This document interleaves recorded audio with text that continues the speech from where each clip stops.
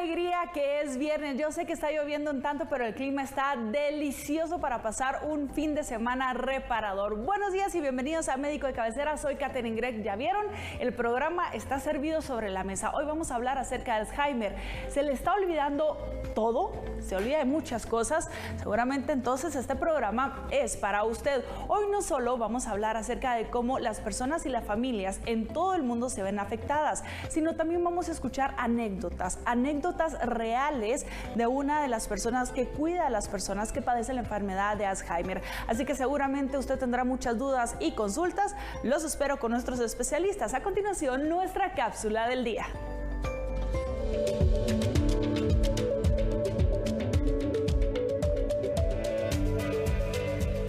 La memoria es una parte importante y fundamental del cerebro. Nos ayuda a aprender, recordar y a vivir cada día. Pero el Alzheimer es una enfermedad que afecta al cerebro, especialmente la memoria. Con el tiempo puede causar problemas para pensar, hablar y reconocer a los demás. Un diagnóstico temprano y algunos tratamientos pueden ayudar a mejorar la calidad de vida de quien lo padece. A continuación, el consultorio.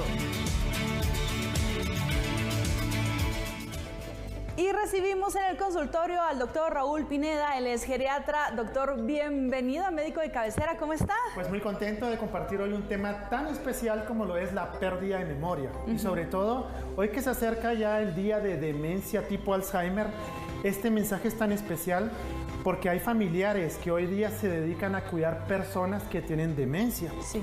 Y esta pérdida de memoria puede ir generando muchos problemas porque se va perdiendo gradualmente. Doctor, hay un dato ahí que me llamó muchísimo la atención y se lo quiero preguntar a usted. Leí que el Alzheimer producía esas pérdidas de conexiones neuronales, pero hacía que el cerebro cada vez fuera más pequeño. ¿Es cierto que el cerebro se va encogiendo? Sí, totalmente. Miren, qué interesante. Realmente los pacientes que están sufriendo de demencia tipo Alzheimer, es bien interesante la historia, porque cuando él la descubrió, le llevaron a una paciente que tenía 52 años de edad, que estaba repitiendo las mismas palabras, se estaba desorientando y estaba con confabulación de ideas. Decía que el esposo la estaba engañando y que otro día introducía a nuevas personas a la casa o que se robaban sus objetos personales. Cuando fueron haciendo los estudios allá en Alemania, le entregan el cerebro literalmente a Louis Alzheimer, de la paciente que se llamaba August Dieter. Y ese cerebro lo introducen en un microscopio y ellos detectan de que había recortes y que las neuronas estaban más pequeñas. Cuando pesaron ese cerebro y lo compararon con otros cerebros, ellos lograron identificar que esos cerebros eran más pequeños y que tenían, así como vemos esta imagen, este es un cerebro normal. Como cuando nosotros vamos viendo los árboles, cuando tú cortas un árbol hacia la mitad, todo esto es la corteza cerebral. Y la corteza cerebral en un paciente que sufre Alzheimer es una corteza cerebral que es más delgada. Claro. En cambio, en la de nosotros, una persona normal, es una corteza gruesa.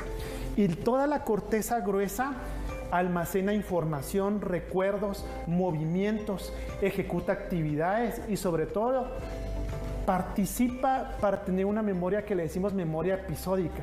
La memoria episódica es la más avanzada que tienen ustedes las mujeres, porque es la que tiene la capacidad de recuerdo. ¿Te recuerdas, amado esposo, cuando tú me hiciste esto? Nos recordamos Esa es la de todo. episódica. Cuidado con eso, porque es muy cierto. Bueno, pero con el caso y la historia que nos acaba de contar, qué interesante, la paciente tenía 52 años. Ahí surge mi duda. Estaba bastante joven. Hoy por hoy, ¿a qué edad se detecta el Alzheimer? Así es. Realmente la enfermedad de Alzheimer ahora ya tiene diferentes tipos de pruebas genéticas. Hoy día ya estamos diagnosticando pacientes incluso que tienen este riesgo. Hemos visto que pacientes que son hijas, por ejemplo, de una mamá que tuvo Alzheimer, una abuelita que ya tuvo este antecedente, tienen más riesgo de padecer demencia tipo Alzheimer. Hay pruebas que hacemos en sangre y como en esta imagen que les voy a colocar en este momento, hay pruebas que en la tomografía nosotros podemos ver, como en esta imagen, podemos hacer algunos estudios esta imagen, este paciente estaría viendo hacia este lado, como yo estoy viendo. Allá vemos la nariz. Aquí estaría la nariz, aquí estarían los ojos, pero hemos visto que las lesiones ocurren en un área que nosotros le decimos el hipocampo, en toda la parte de abajo del cerebro y en toda la corteza cerebral. Que es donde más se puede estar afectando por esta enfermedad. Es correcto. Entonces, así como ahora les voy a transmitir esta imagen por medio de una información, nosotros sabemos que las neuronas, como tú lo puedes observar acá, hay varias conexiones nerviosas. Claro. Y hemos visto que estas conexiones nerviosas también pueden ir perdiendo la capacidad del movimiento. O sea que demencia tipo Alzheimer no solo es una enfermedad que perdemos la memoria. Los pacientes que tienen demencia tipo Alzheimer pueden tener dificultad para tragar, se ahogan, dejan de caminar y hay diferentes fases de la enfermedad. O sea que el cuidador de adulto mayor debe de estar entrenado para entender la enfermedad. Y es por eso que decimos que es una enfermedad muy sensible, porque hoy en la noche un hijo o un familiar va a vivir esta enfermedad, el paciente se va a orinar, se va a defecar. Hay veces de que se comen las heces, manchan los sanitarios con heces y no es fácil cuidarlos. Y ellos necesitan mucho apoyo de parte del equipo geriátrico para poder abrazarlos y entender esta enfermedad. Y acá sufre el paciente y sufre la familia que le acompaña. Por eso estos programas para concientizar realmente la importancia de tomar en serio esta enfermedad. Y yo sé que ahorita, en este momento, muchos de nuestros televidentes dicen, ay no, a mí se me están olvidando las cosas, tengo miedo de que pueda ser Alzheimer. Cuando a una persona mayor se le empiezan a olvidar las cosas, ¿necesariamente es Alzheimer o qué otros factores tendríamos que observar? Gracias por esa pregunta, porque no todo tampoco es Alzheimer. Bueno, existen hoy día diferentes causas de demencia. Hay otro tipo de demencia que se llama demencia tipo arterial o demencia vascular. Es cuando ocurre un derrame cerebral y los pacientes quedan con un tipo de secuela. Y existen diferentes causas que pueden darnos olvido.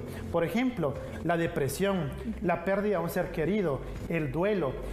Tomar muchos medicamentos como las benzodiazepinas, que hay pacientes que a veces se intoxican con medicamentos, puede causar un deterioro cognitivo o deterioro de memoria. Y también los pacientes que tienen enfermedades hepáticas o enfermedades renales. Eso puede crear alteración también de la estimulación cognitiva. Claro, es como un conjunto, ¿no? Es un conjunto. Pero entonces, en este sentido, ¿qué cambios de comportamiento pueden indicar Alzheimer en una persona mayor? Totalmente. Una de las etapas más interesantes para entenderlo es cuando estamos viendo que el paciente está repitiendo muchas veces la misma pregunta. Muy bien. Segundo, está perdiendo usualmente algunos documentos que son de carácter importante. En el caso de los hombres cuesta detectarlo un poco más porque vamos a ir viendo más cambios que son motores. Por ejemplo, están manejando, ahora chocan, se están parqueando en el lugar equivocado. O sea que también hay pruebas de conducción para determinar si el paciente no está perdiendo la memoria con alta frecuencia. Doctor, y también puede hacer que una persona mayor se pierda o se desoriente. Pausa en esta pregunta. Tenemos un mensaje por parte de nuestro televidente, así que vamos a leerlo. Buenas, mi mamá tiene 71 y de veras que se le olvida todo. Ya no quiere cambiarse ni bañarse porque se le olvida. ¿Habrá algo que le pueda dar para mejorar esto, doctor? Sí, lo primero es que todos los pacientes deben de ser clasificados, deben de ser diagnosticados para iniciar un tratamiento. Hay tratamientos que ayudan a que la enfermedad no progrese tan rápido. Claro. Un paciente que se le suspende la medicación avanza más rápido. Existen 7 grados de demencia tipo Alzheimer y las vamos clasificando también en leve, moderado o severo. O sea que lo primero es diagnosticarla y ofrecerle un tratamiento acorde al grado que tiene. Para que la enfermedad no avance, porque no se cura, pero se puede detener para que no siga deteriorando a las personas.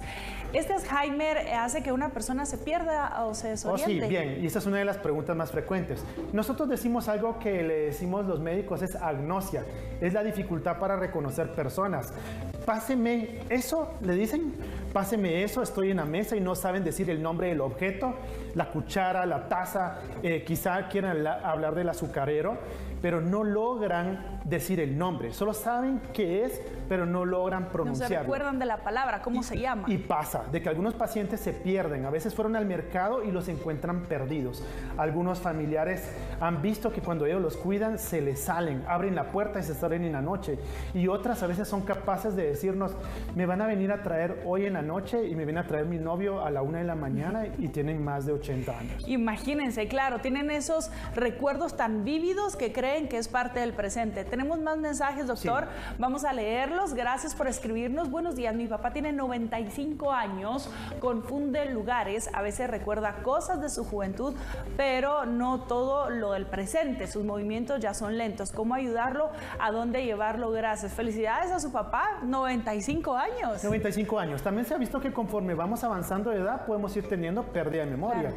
Entonces lo primero sería diagnosticar si verdaderamente cursa con demencia tipo Alzheimer. Por ejemplo, hemos visto que hay demencias que son arteriales, que han tenido pequeños infartos y eso va causando pérdida también de memoria.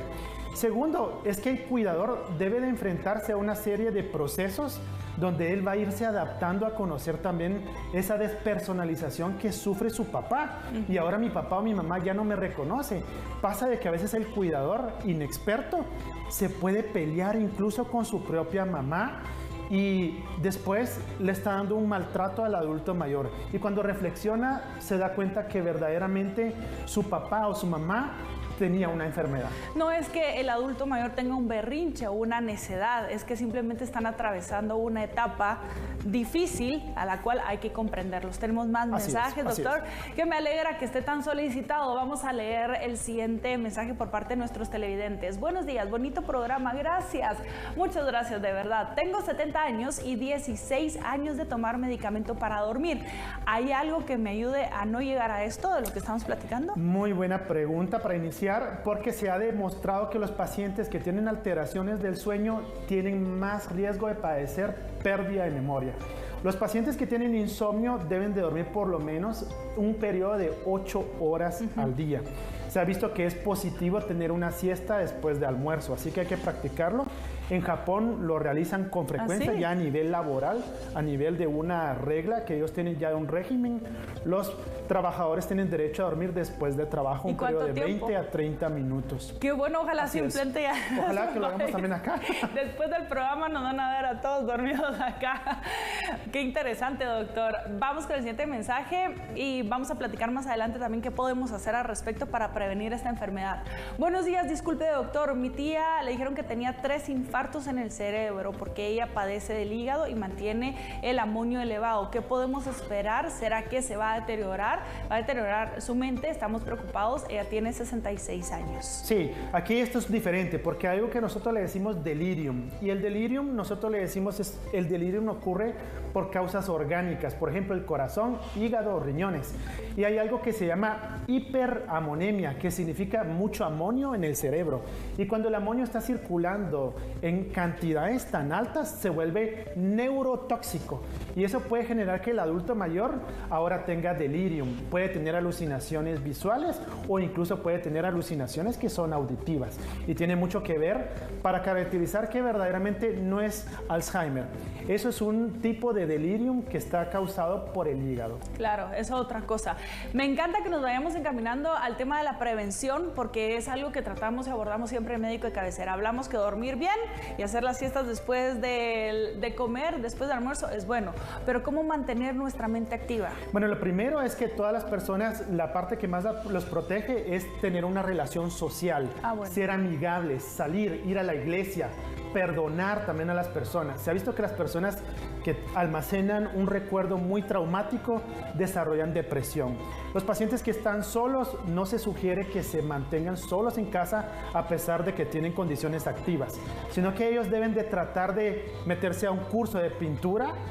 Pueden estar en un curso también de la iglesia donde leen la Biblia. Como a grupos, ¿no? En donde compartan con personas que tienen la misma edad para que ellos puedan relacionarse, se entiendan los unos a otros, porque de repente van a un grupo en donde hay jóvenes, quizás sienten ese como rechazo, pero grupos de su misma edad es una muy buena idea.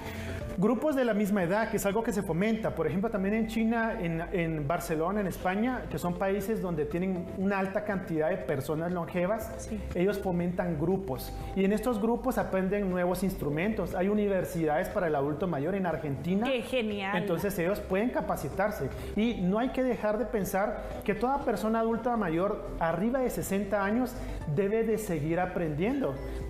debe seguirse desarrollando con el medio social. Aprender un nuevo idioma, por ejemplo, vamos todos a aprender portugués Viajar. a partir de los 60 o viajar. Tenemos más mensajes, vamos a saludarlos. Gracias por consultar a Médico de Cabecera. ¿Pueden preguntarle qué exámenes realizar para saber si nuestro papá o abuelo tiene demencia? Muy buena pregunta, gracias por ella. Lo primero es, como mencionamos, hacer una buena historia clínica, hacer unos test o paneles que nosotros hacemos para detectar si el paciente tiene riesgo de demencia tipo Alzheimer. Y sobre todo, ya vamos haciendo unas pruebas ya en sangre para ver si el paciente tiene riesgo. Conseguir información de nuestro árbol genealógico, mi abuelita, mi papá, enfermedades que están relacionadas al tema conductual de la memoria. Y la otra es detectar también si el adulto mayor no se está sintiendo solo, porque existe el síndrome de abandono. Se fueron los hijos, se fueron los nietos y ahora el paciente se quedó solo. Y también hay que hacer una intervención para prevenir que el adulto mayor pues pueda volverse a incorporar a la sociedad. El trabajo se ha visto que deprime mucho a los hombres. Entonces, cuando los jubilan, tenemos que tener muy a la mano qué va a ser mi papá. Claro. Así que sí, esto sería importante. Y la otra es pruebas de laboratorio y hay pruebas también que son genéticas y estudios de imagen. Doctor, cuando hablamos de los adultos mayores, ese síndrome del abandono, enfermedades como estas, como el Alzheimer, como la demencia, realmente, además de todas las actividades que nosotros hemos estado platicando, creo que también la actitud que tenemos frente a la vida juega un papel muy importante, ¿verdad? Porque hay quienes no les buscan los grupos, pero andan buscando en redes sociales. Vemos a las abuelitas que andan subiendo fotos de sus nietos y hablan con otras abuelitas allí. Yo creo que también la actitud frente a la vida juega un papel importante. Eso es un papel importante. Por eso les decíamos, si tú tienes a un adulto mayor, puedes incorporarlo también en las redes sociales, al TikTok, al Facebook, al YouTube. Tecnología para ellos. Participar, tener grupos también en live. Y otro aporte que deseo mencionar es la función que tienen todas las iglesias de diferente carácter. Se ha visto que incluso, por ejemplo, en California, una iglesia que es presbiteriana, ellos son los pacientes que tienen menos riesgo de demencia. ¿Y por qué? ¿Por qué? Porque ellos ayudan a otras personas. Así que se ha visto que los voluntariados pueden beneficiar a las personas a mantenerse activas y les da un motivo para vivir. Aquí hay un mito, vamos a ver si es cierto o no. El uso de demasiadas pantallas, scrolling, que todo el tiempo estás buscando videos, ni siquiera estás viendo uno por más de 3 segundos, sino tun.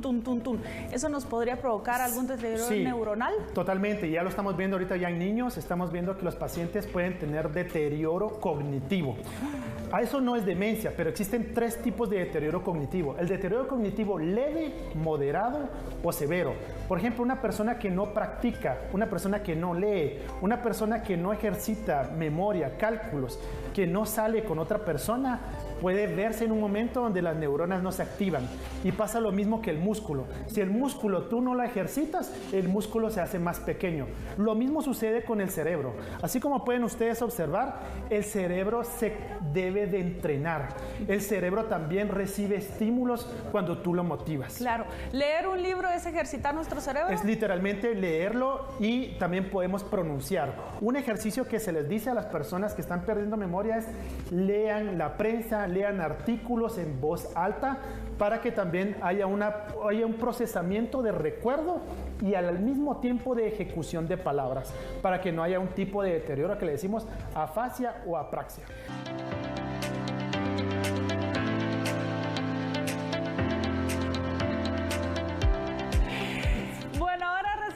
Eugenia Portillo, especialista en cuidado del adulto mayor con énfasis en Alzheimer, y nos acompaña también nuestro doctor Pineda para hablar de este importante tema, porque a continuación vamos a contarles a ustedes anécdotas reales, historias de cómo se vive el día a día, cómo vive una persona el día a día con Alzheimer.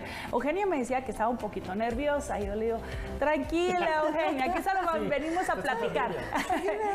Bienvenida. Mucho gusto, gracias.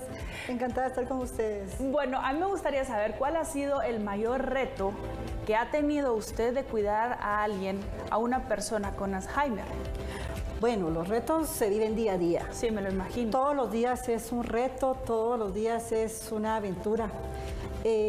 Algo que sí marca en cada paciente es la impotencia. La impotencia en ver cómo el adulto se va perdiendo, va apagando esa luz. Nosotros lo vemos en cuerpo y alma y decimos, bueno, ahí está el familiar, pero él se va perdiendo, la luz se le va apagando.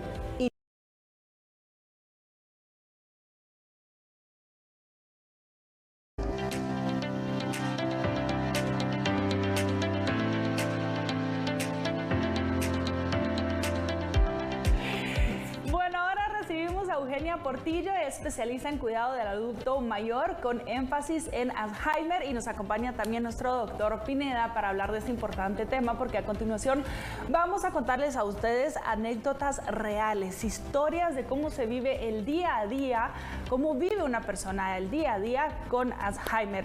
Eugenia me decía que estaba un poquito nerviosa y yo le digo, tranquila Eugenia, aquí solo venimos a platicar. Bienvenida. Mucho gusto, gracias.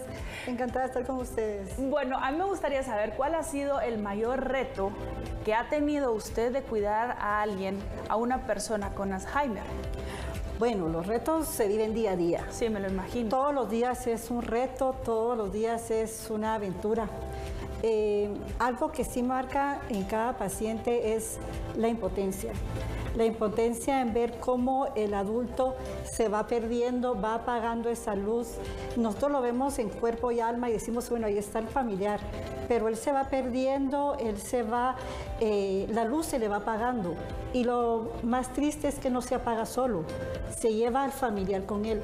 Entonces esa energía que había antes en la familia ya se va apagando y uno se siente impotente porque uno no puede decir tranquilo, con la medicina que le mandaron en 3 días de reposo se va a curar. Claro. Es muy frustrante porque ya le digo, uno ve y dice, otra etapa nueva, más desgaste y ver cómo se va perdiendo la persona en su mente, en su mundo, uno se siente impotente no poder ayudar a la familia porque la familia sufre más que el paciente. Totalmente de acuerdo, y me encanta este programa porque no solo tenemos especialistas, tenemos seres humanos.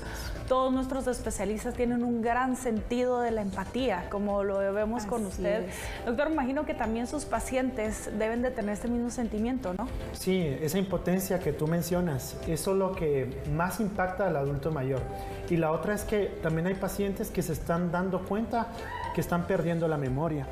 Y esa impotencia genera un duelo. Claro. Un duelo por algo que ahora no puede pronunciar, pero algo que le da mucho feeling o mucho sentimiento es cuando vemos hijos e hijas que los entienden, que intentan ir de la mano con ellos porque ahora entienden el proceso de la enfermedad, que no es lo mismo ser un cuidador informal que un cuidador formal que está entrenado. Y esto es algo que mencionaba María Eugenia. El cuidador de adulto mayor con pacientes con Alzheimer lo va acompañando, porque puede pasar que a veces el paciente va a decir cosas muy puntuales que lastimen con una palabra dura a la hija, un recuerdo. Y va a decir, hey, mami, pero es que me lo estás diciendo personal. No. Y los geriatras tenemos que explicarle y decirle, no lo está haciendo intencional. En la zona neuronal por la que se está lesionando, está activando esa área. Es real. Me gustaría hablar de eso, porque justo antes de la entrevista platicábamos que los cambios de comportamiento, personas mayores más enojadas, un tanto violentas, forman parte de los síntomas o forman parte de esta comunidad con enfermedad de Alzheimer. ¿Cómo es esto? Correcto, ellos se enojan mucho porque si han sido dependientes toda su vida, llega un momento en que, ya no me puedo ni siquiera amarrar los zapatos.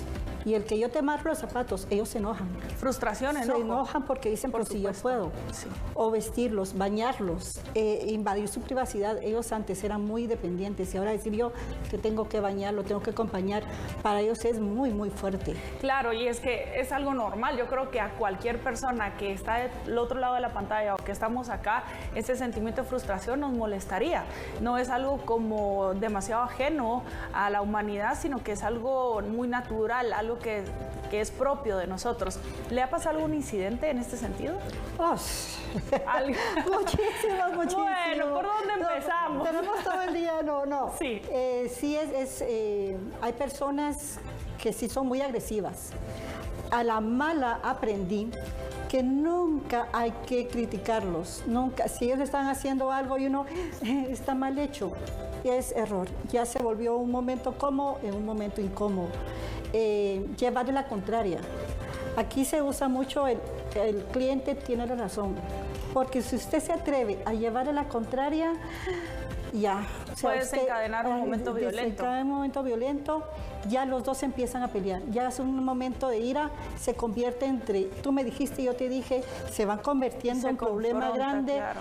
Los dos se enojan. Si es un familiar, se enoja más que un cuidador. Doctor, ¿por qué es esta condición, este cambio de comportamiento? Yo creo que lo más importante es entender que todos nosotros tenemos una identidad, desde la forma en la que tú hablas, tú te vistes, tu personalidad. Sí. Y esos cambios también a nivel nervioso, a nivel de la corteza cerebral, sobre todo en el área del lóbulo frontal, se va perdiendo esa capacidad. Y hay momentos donde el paciente incluso puede dejar de hablar. Ya se llama eso afasia. Entonces él ya no puede expresarse y eso crea enojo, ira. Claro. Pero un consejo que siempre también les damos es algo que hacen los cuidadores.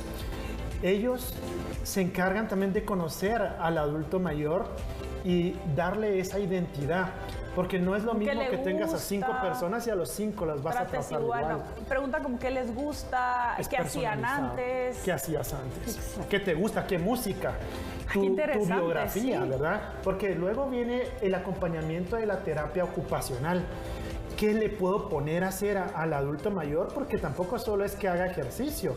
El adulto mayor que pierde la memoria debe de entrenar la memoria por un cuidador. Y además tiene que continuar con sus gustos, porque de repente a esa persona le encantaba pintar, pero detestaba hacer manualidades. Si la ponen a hacer manualidades, obviamente viene una despersonalización. ¿Qué estrategias usa Eugenia para mantener esa rutina diaria con sus pacientes? Bueno, primero respiro profundo. Desde el momento que la persona de respirar profundo, sí, porque uno a veces los problemas se quedan afuera. Cuando uno llega con el paciente es respirar profundo, buscar medidas para hacer con la persona. Comprenderlos, estar con ellos. Muchas veces es mejor dejarlos solos un momentito para que ellos se relajen y estén bien, y ya después nosotros nos entramos con bromas. Yo soy muy bromista, me gusta mucho ya me di cuenta. me gusta mucho el humor, soy muy alegre, y cuando ellos trato de investigar su vida.